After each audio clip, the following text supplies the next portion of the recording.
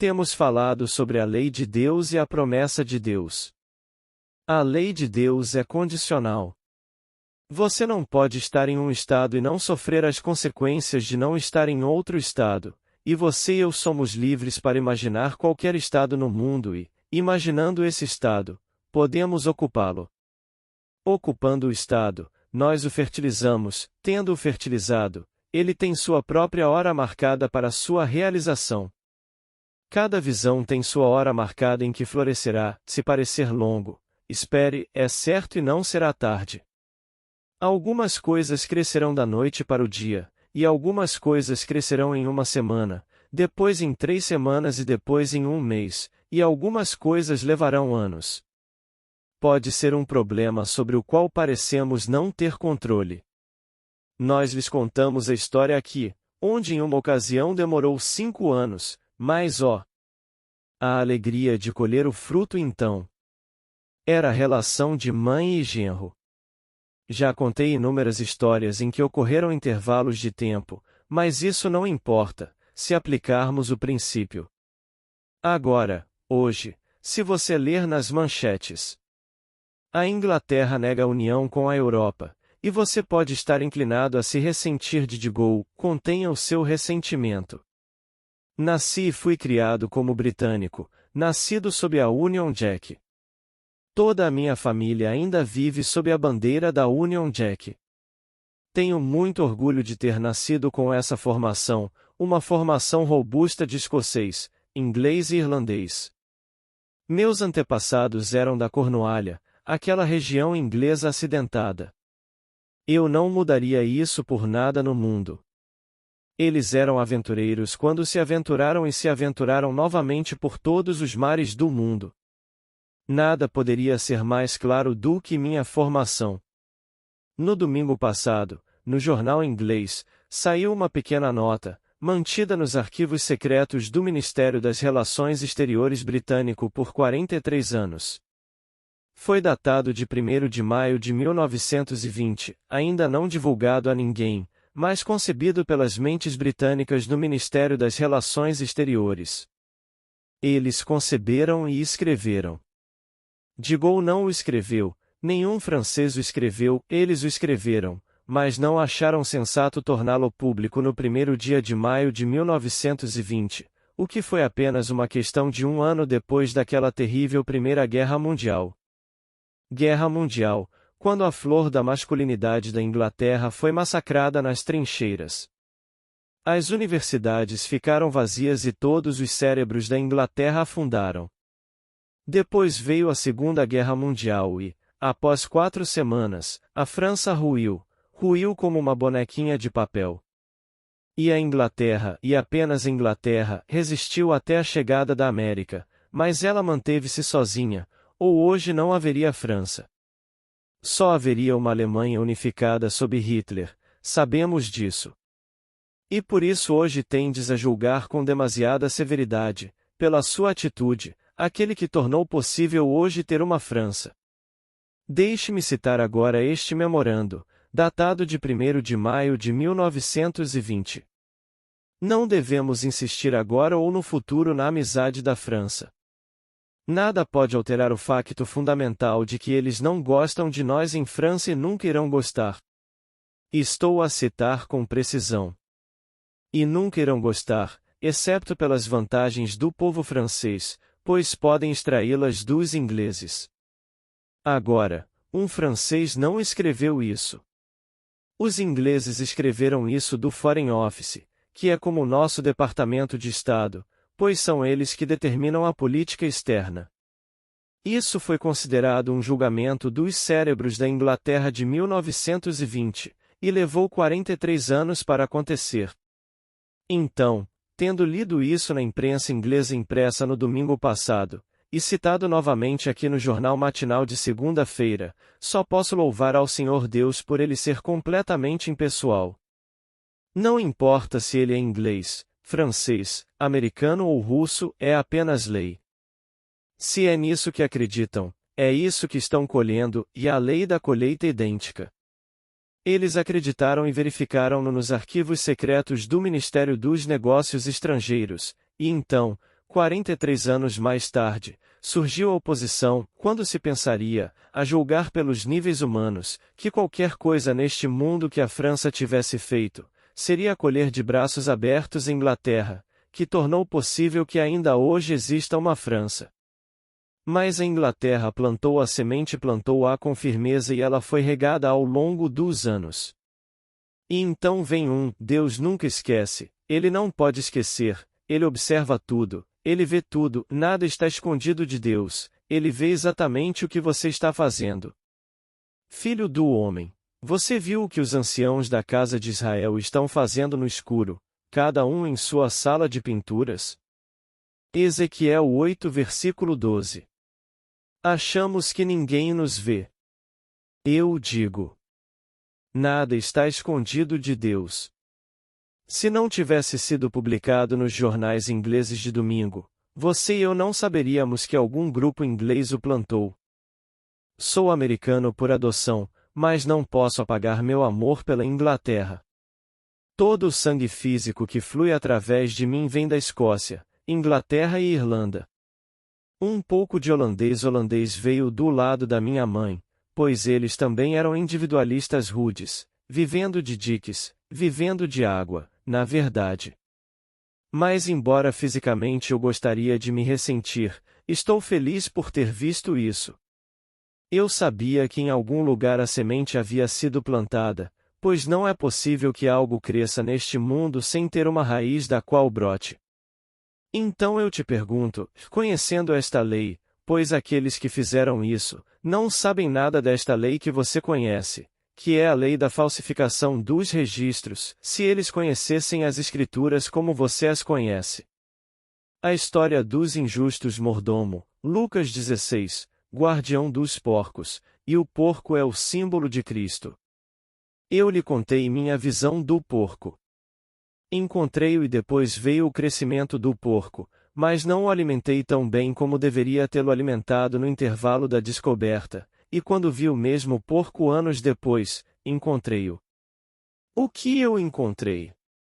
Descobri que a imaginação cria a realidade, e no intervalo dessa descoberta de que a imaginação cria a realidade, esqueci, então ele não estava bem alimentado.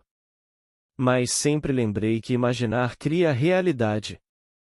Não importa o que você me diga, na verdade eu mudaria o fato, pois a verdade não depende do fato, mas da intensidade da imaginação. O verdadeiro registro é minha memória. Funcionando neste nível, demora um pouco para nos persuadirmos quando a razão o nega e os nossos sentidos o negam. Se estivéssemos funcionando em níveis mais elevados, tudo estaria imediatamente sujeito ao nosso poder imaginativo. Neste nível demora um pouco, e por isso é preciso persistência, é preciso paciência, é preciso diligência. Estas são as coisas que pagamos, o preço que pagamos pelos frutos que procuramos colher neste mundo. Aqui temos sempre em mente a distinção entre estados e o ocupante do estado. Você é um ser imortal ocupando um estado. Esse estado pode ser pobreza, riqueza, saúde, doença, pode ser conhecido neste mundo ou desconhecido, mas são apenas estados. Você não é conhecido nem desconhecido, você é imortal, você não é rico nem pobre, isso realmente não o define. Você pode presumir que sim, e na medida em que estiver convencido de que o é, você produz o fruto desse estado, mas você não é nem rico nem pobre. Você é imortal, destinado a herdar todo o vasto universo, pois é o propósito de Deus dar-se a você como se não houvesse outro no mundo, apenas Deus e você, e nem mesmo Deus e você, apenas Deus, e você é Ele. Esse é o propósito. Ouça estas palavras. Santo Pai, guarde-os no nome que me deste, para que sejam um, assim como nós somos um. João 17 versículo 11. O nome que ele me deu é o seu nome, e ele é chamado de Santo Padre. Como poderia ele dar-me o nome de Pai, Santo Padre, se ao mesmo tempo não me dá o Filho que me faz Pai? Não posso ser pai e não ter filho. Deve haver um filho para testemunhar minha paternidade. Então ele me dá seu filho unigênito, e ao fazer isso ele me dá a paternidade. O Santo Pai, guarde-os. Aqueles que serão levados a esse nível, em teu nome, é o nome que ele me dá, o mesmo nome, o seu nome, você me dá. Qual é o nome? O nome é Pai. E falo da maneira mais maravilhosa, apresenta o seu filho unigênito e ninguém diz quem ele é. Você sabe quem ele é, e sabe que ele é seu filho, e sabe que ele não é apenas seu filho, mas ele sabe que você é o pai dele. Nesse exato momento você herda a glória que é o Pai, mas a glória desta herança celestial, que é todo o vasto universo, não pode tornar-se real, ou pelo menos não ser plenamente realizada no indivíduo, enquanto ele estiver nesta vestimenta física. Mas quando ele o tira pela última vez depois daquela experiência, automaticamente ele é um com Deus Pai.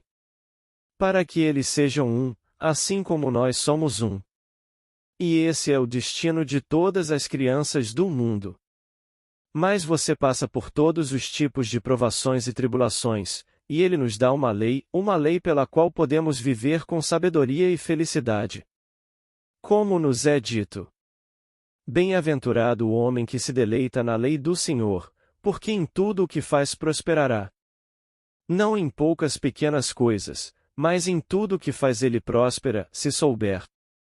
Se você estivesse naquele gabinete há 43 anos, quando esta decisão foi apresentada, datilografada e arquivada, se você soubesse o que sabe hoje e se sentasse lá, diria aos cavalheiros: eu sei, senhores, estes são os fatos baseados na razão.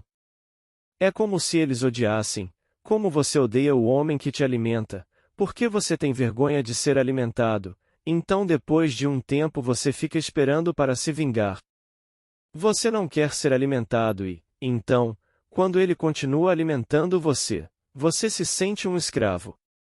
Ao sentir seu poder, o escravo quer cortar a garganta de quem o alimentou. Isso é automático. Então, se você estivesse lá, você teria dito: senhores, estes são os fatos, mas vamos agora modificar os fatos, vamos falsificar os registros e reescrever esse memorando. E vamos nos convencer de que eles nos amam, que podemos um dia tornar-nos um corpo unificado, todos nós, independentemente das diferenças de línguas, e vamos apresentar esse relatório. Talvez eles não o tivessem feito, mas um indivíduo daquele grupo teria feito mentalmente. Mas eles não sabiam o que você sabe. Conforme nos é dito. Os sábios da antiguidade, os profetas e os reis teriam dado qualquer coisa para ter ouvido as coisas que ouvistes e para ver as coisas que vistes, e não o fizeram. E assim, no nosso Departamento de Estado, ou no Ministério dos Negócios Estrangeiros de Inglaterra, ou no Ministério dos Negócios Estrangeiros de qualquer potência do mundo, eles não estão a ouvir o que vocês estão a ouvir. Isto não faz sentido para eles, eles devem ser seres racionais e jogar o jogo como jogaram durante séculos incontáveis, com todos os erros e repetindo todas as coisas bobas novamente. Eu lhe digo: não se esqueça disso, porque Deus não se esquece disso e nós criamos pelos nossos atos imaginais. O que você está imaginando esta noite? Eu não me importo com o que seja, um dia você ficará chocado além de seus sonhos mais loucos ao ver o outro lado. Como a história de Lázaro ri. Ele retorna dos mortos e todos os valores foram mudados, e os ricos eram pobres e os pobres não eram pobres. Todos os valores deste lado foram completamente invertidos daquele lado e tudo mudou quando o Lázaro voltou, e ele riu de algumas coisas que estamos fazendo aqui. Por isso eu lhe digo, não se esqueça da lei de Deus, pois bem-aventurado o homem que se deleita na lei do Senhor, porque em tudo o que faz prosperará. Agora, esta noite você aceita, embora tudo no mundo negue. A razão nega, seus amigos negarão, e você ousa assumir que é o homem, já a mulher que gostaria de ser, e que as coisas já são o que você gostaria que fossem. E à medida que você se atreve a assumir que você é, e você caminha nessa suposição como se fosse verdade, de uma forma que ninguém sabe. Você será conduzido através de uma série de eventos em direção ao cumprimento dessa suposição, e nenhum poder em o mundo pode pará-lo se você for persistente nessa suposição. Acredite que imaginar cria realidade. Portanto, eu lhe digo, tudo o que você pedir em oração, acredite que você receberá, e você receberá. Marcos 11 versículo 24. Simples assim, mas como acreditar que recebo isso? Se neste exato momento eu acreditasse que recebi o que hoje nego, olharia o mundo de forma diferente. Eu não veria isso antes desse cumprimento. Eu agora olharia mentalmente para o mundo e o veria como veria se fosse verdade que me tornei o homem que quero ser. Eu comungaria com minha esposa, minha filha, meus amigos, partindo dessa suposição, e embora nenhuma coisa física no mundo pudesse me forçar, eu ainda deveria persistir na crença de que isso é feito, e continuar com essa suposição, e dormir no crença de que isso aconteceu exatamente como se fosse verdade. E se o fizer, posso dizer-lhe, sei por experiência própria que isso se tornará realidade a este nível. Já é verdade no momento em que acredito, naquele momento é o ato criativo. Mas a memória do homem é muito curta e ele não se lembra do ato, por isso quando faz a colheita nega que seja dele. Ele não plantou, e ainda assim temos uma lei estabelecida desde o início chamada Lei da Colheita Idêntica. Enquanto a terra durar, a sementeira e a colheita, o frio e o calor, o verão e o inverno, o dia e a noite, não cessarão. Gênesis 8 versículo 22. Tudo produzirá conforme sua natureza, não pode produzir outra coisa senão a sua natureza. Aquilo que você planta você colhe. Veja os campos além. O Ceazum era Ceazum, o milho era milho. O silêncio e a escuridão sabiam. Assim nasceu o destino do homem. Então, quando eu colho essas coisas no mundo, posso negar e tentar argumentar para sair disso, mas isso me confronta e aí está. Não teria sido trazido ao mundo se não tivesse sido plantado como foi plantado, porque aí está o fruto. E então, se hoje sou indesejado pelo mundo, em algum momento no passado devo ter sentido muita pena de mim mesmo e me sentido indesejado. Sinto que eles deveriam realmente me querer, porque fui muito gentil com eles no passado. Depois de toda a minha gentileza, é isso que eles fazem. Então sinto uma reação, depois me sinto indesejado. É isso que as nações fazem, os indivíduos fazem, as famílias fazem, não faça isso. Faça a lei de Deus. A lei de Deus não faz acepção de pessoas. Ele não se importa se você é americano, russo, chinês ou africano. Ele fez tudo e está imerso em tudo e a mesma lei opera em tudo. Somos todos um e eventualmente todos acordaremos, e nosso nome será um e nosso nome será Pai, Santo Padre, olhando para nosso próprio Filho amado, e seu nome é Davi, o Filho unigênito e lá ele é e você é o Pai dele. E se eu sou o Pai dele e você é o Pai dele, então somos um. Se todo o vasto mundo se tornar o Pai do Filho unigênito, então seremos um, embora sejamos individualizados. Posso lhe dizer a partir de minhas próprias visões, e você não tem a menor noção do que está reservado para você, a beleza, a alegria que é sua. Você não é isso. Se você quiser algum conforto ou alguma visão superficial, leia os capítulos 1 e 8 de Ezequiel. Você tem um vislumbre do que está reservado para você, pois o que é dito ali implica que é Deus, o único Deus, é você.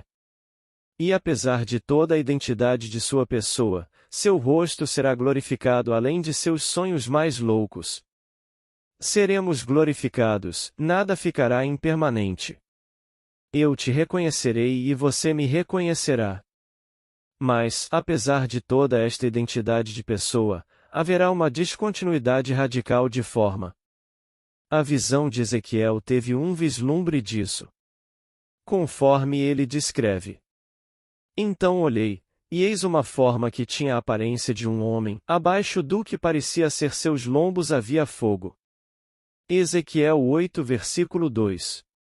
Eu vi isso, é um fogo, uma gloriosa luz ardente, líquida e dourada. E acima de seus lombos era como uma aparência de brilho, como bronze reluzente. Ele está certo, sem estômago, não há necessidade de nada disso, agora você sabe, pois você é a vida em si mesmo. Você não precisa de nenhuma cura externa. Você é um ser que dá vida, um serafim, esse é o seu destino. Todos estão destinados a ser esse ser, embora humanos de rosto, humanos de mãos, humanos de pés, mas nada mais.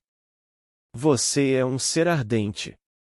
Você difere tanto do que parece ser agora quanto a borboleta difere da lagarta e, ainda assim, da lagarta surge a borboleta.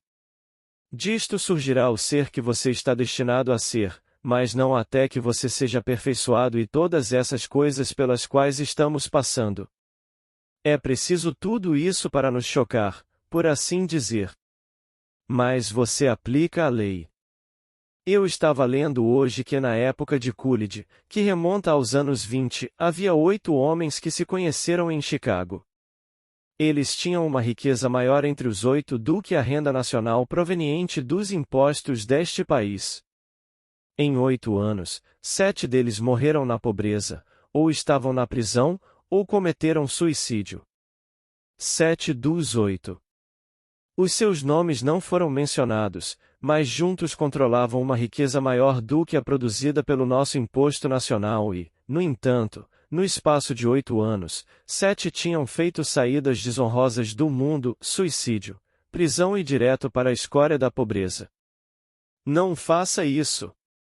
Conheça esta lei e use a lei de Deus com sabedoria, não prejudicando ninguém no mundo, apenas assumindo que você é o homem que deseja ser, como se isso fosse verdade. Seus amigos vão discutir com você, mas você não responde. Deixe-os discutir se quiserem, mas você persiste na suposição de que as coisas são como deveriam ser e cuida da sua vida, dizendo aos outros o que você quer. Na verdade, se você estiver interiormente convencido disso, não poderá conter o impulso de compartilhá-lo com outras pessoas. Como Lord Lindsley disse certa vez a um grupo de ministros: vocês, ministros, estão cometendo um erro. Em seus púlpitos vocês estão defendendo o cristianismo e ninguém quer ouvir seus argumentos. Vocês deveriam ser testemunhas. Isso funciona? Então compartilhe com o resto de nós. É isso que venho tentando lhe dizer. Como funciona? Quando se trata da promessa, compartilho-a com minhas visões. Você não pode fazer mau uso dela, pois isso é incondicional. A lei. Sim, você pode produzir os resultados, porque isso é condicional. Você entra num estado, permanece num estado, e isso produz um resultado. Quando se trata da promessa de Deus, você não pode produzi-la, Deus dá isso a você, é graça, é incondicional. E posso lhe dizer que tudo o que é dito nas Escrituras de Jesus Cristo, um dia será dito a seu respeito. É o modelo de cada criança nascida de mulher, todos desempenharão esse papel. Não se preocupe, a crucificação acabou. Não pense que você está caminhando para esse fim desastroso, acabou. Ouça as palavras. Pois, se fomos unidos a Ele numa morte como a dele, certamente seremos unidos a Ele numa ressurreição como a dele. Romanos 6 versículo 5. Assim a morte acabou, a ressurreição ocorre individualmente, um por um. Não se preocupe com o fim cruel, isso acabou. Deixe a sua esperança ser totalmente colocada nesse presente, então você será ressuscitado da sepultura, pois você será, todos serão. Enquanto isso, jogue plenamente e conceda a todos o bem que ele lhe pede, sem colocar a mão no bolso. Conceda-o através de um ato imaginário de sua parte. Tente ser o mais fiel possível a esse ato imaginal, acredite na criatividade desse ato imaginal e, ao fazê-lo, todos eles se tornarão a personificação do que pediram de você. Tenha em mente o que dissemos anteriormente. Estas grandes nações lideradas por homens sábios não ouviram o que você está ouvindo, e se ouviram, não tiveram ouvidos para ouvir, porque não agiram de acordo com isso. Eles estavam convencidos de que eram indesejados, e então, com o tempo, todas as visões tendo a sua hora marcada, essa visão floresceu, e hoje eles estão colhendo o fruto de uma semente que eles próprios plantaram há 43 anos. Mas não se deixe levar esta noite, ao ler as manchetes ou ouvir o rádio, que o ingrato francês fez isso e aquilo, eles não tiveram escolha alguma no assunto, se você conhece esta lei. Ele foi incentivado a desempenhar o papel que desempenha porque a Inglaterra plantou a semente que plantou. Eles poderiam hoje à noite plantar outra semente e amanhã seriam tão bem-vindos que simplesmente envergonhariam os franceses se oferecessem.